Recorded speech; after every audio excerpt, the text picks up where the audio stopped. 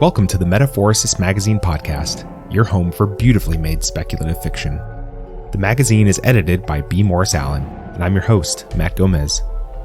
This week's story is Revitalized by Jason P. Burnham. Jason P. Burnham is an infectious diseases physician and researcher. He loves many things, among them sci-fi and speculative fiction, his wife, child, dog, metal music, Rancho Gordo beans, and equality, not necessarily in that order. Find him online at moparandgalen.wordpress.com. That's moparandgalen.wordpress.com, or on Twitter at @andgalen. Let's jump in. As she trudged down the alley, out of sight of the gray uniforms, Sinessa saw a small puddle. But how? Could it be a mirage? It was certainly hot enough. The dust she had stirred from the parched, cracked earth settled as she stood there, trying to figure out if she was hallucinating the water. Behind her, the way was clear. In front of her, the puddle abutted the stone barrier at the dead end. Sandstone walls of the surrounding buildings rose high above. This was a back alley. No windows, no stairwells, and no machines to accidentally relinquish this precious fluid. Where did it come from? She stepped closer, curious to see if she was imagining it, nervous because someone was always watching. Any water you found legally belonged to the resource engagement officers, but those with the power had written the laws. No signs of monitoring equipment. If the REOs were watching, she could not identify their devices. Maybe they don't know about it. Maybe it is too small for them to care about. No, that could not be it. A memory of a bloody, exploding leg clawed at the inside of her skull. They had toyed with the thief, letting him run far enough to give him hope that he was getting away with it, escaping with less water than could fit into a coffee cup. The ensuing projectile, immaculately aimed, had obliterated his knee, tendon and sinew splattering the sand and imprinting on her retinas. But more than the mangled ligaments, the sight of wasted water rapidly evaporating haunted her. Water Larson, the REOs labeled him. Their restriction was absolute, an insurmountable sequestration so long as the REOs remained in power. So how did this puddle get here? She preferred her knees without bullet holes and her organs on the inside, but it had been a long time since she had tasted anything other than cotton, urinated anything other than stinging piss, dark as clay. Before they died, her parents had warned her about mirages and the other non-aqueous liquids she might encounter. The temptation to drink them would be so great, they said, she might not process the ramifications of drinking them until it was already too late. Super salt pools, acid baths, or simply pathogen-filled putrid water. The REO sometimes left those alone if the counts were too high, but with scarcity comes ingenuity, and the level of bacteria that could be cleared was increasing exponentially. Formerly deadly cesspools could now be repurposed to add to the REO's already excessive supply. Which hazard is this? She knelt by the liquid, checking the alley's entrance behind her and the walls for REO monitors again. Is it worth the risk? But the primitive parts of her hindbrain responsible for thirst regulation were screaming at her. Drink! Just drink it! With great restraint, she briefly dipped a single finger into the puddle, yanking it out quickly to monitor for negative effects. There were none. Not immediately, at least.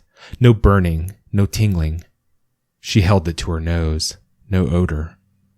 Wet finger quivering, she plunged it back in, testing the depth. Her entire fingernail disappeared. This is more fluid than I've had all week, she thought.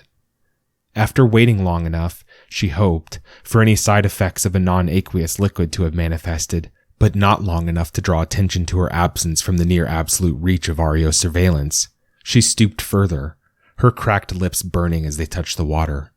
That was normal, though. It always burned to drink. Half the puddle was gone before she lifted her head. Let's see them take this back. Nausea rippled across her abdomen and into her throat, erupting in a belch. Drink slower, she told herself. Did she dare risk the time to drink the rest? But finishing meant having strength to complete her trek. The arc, the ironically antediluvian abbreviation for the Aquifer Reclamation Crusaders, had been whispering rumors about their impending attempt to take out the local REO at their headquarters. The rumor had been enough to prompt her journey. She would give anything to be there when the walls came down, opening the path to the forbidden fount she imagined inside.